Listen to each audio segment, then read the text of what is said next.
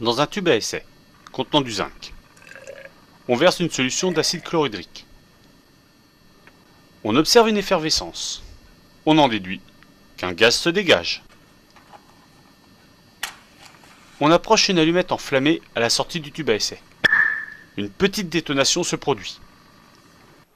On a donc mis en évidence, à l'aide de ce test, la présence de dihydrogène de formule H2. Ensuite, on filtre la solution obtenue et on la place dans deux tubes à essai différents. Dans le tube D, on verse quelques gouttes de soude. Un précipité blanc apparaît. Par ce test, on a mis en évidence la présence de l'ion zinc de formule Zn2+.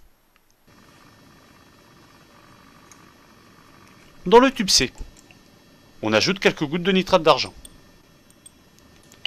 On a un précipité blanc qui noircit à la lumière.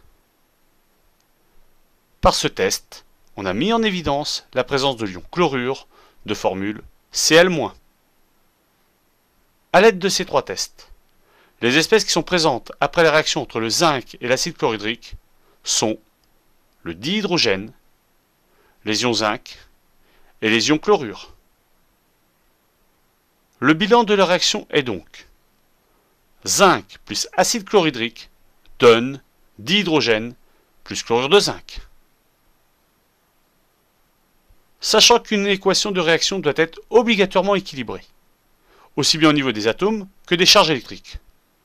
On a alors comme équation de réaction Zn plus 2 entre parenthèses H plus Cl- donne H2 plus Zn2 plus 2Cl-.